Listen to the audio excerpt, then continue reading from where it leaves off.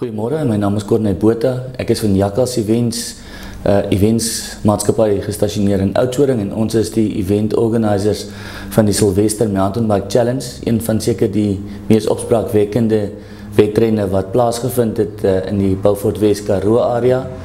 Die wedren het natuurlik plaasgevind op die 24ste Junie en ons het al die paaie en die swerwerspore van Sylvester die leeu, daar waar hy vry rondgehardloop het, besoek en lekker met ons fietsse deurgetrap en bietjie die omgewing ontdek en gesien waar Sylvester was.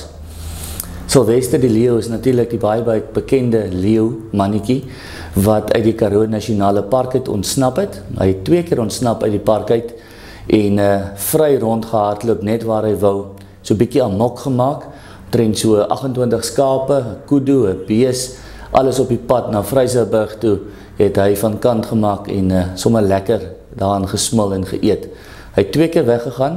Eerste keer was hy gevang en dit het omtrent so 14 dae geneem vir hulle om hom in die hande te kry, teruggeneem park toe en natuurlik die tweede keer het hy 'n koller omgehad wat hulle kon presies sien waar hy is en toe het hulle hom weer 'n keer in die hande gekry.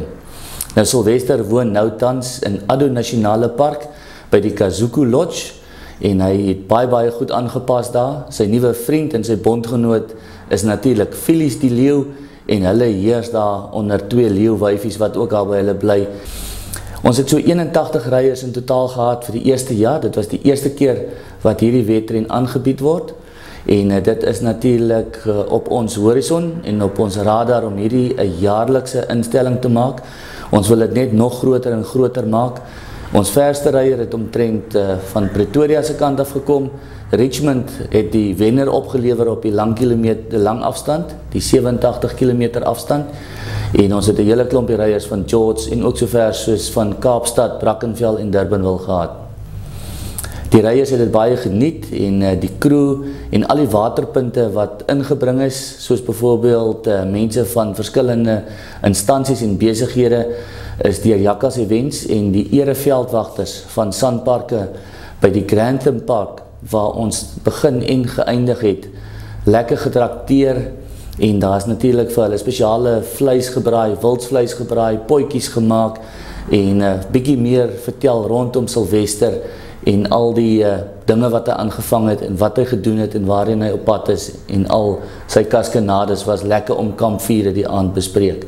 Wat baie interessant is van hierdie wedren is dat ons elke wedren begin natuurlik met die brul van Sylvester en dit gaan 'n unieke ding wees wat elke jaar gaan plaasvind. Elke keer as daar 'n wegspring is, gaan Sylvester brul om die wedren te beginne. Die toekomsplanne vir jaar 1 en jaar 2 het ons natuurlik eendag wedrenne aangebied en ons beplan om volgende jaar weer dieselfde roete van 2017 aan te bied en dit is natuurlik so in middel Junie en dit gaan 'n 20 km, 'n 43 en 'n 87 km wees, maar ons gaan by die prysuitdeling van 2018 ons nuwe planne vir 2019 bekend maak wat 'n 3-dag wedren sal insluit, wat ons al 347 km wat Sylvester gehardloop het, natuurlik bietjie gaan ry en gaan kyk waar hy oral was en wat hy alles gedoen het.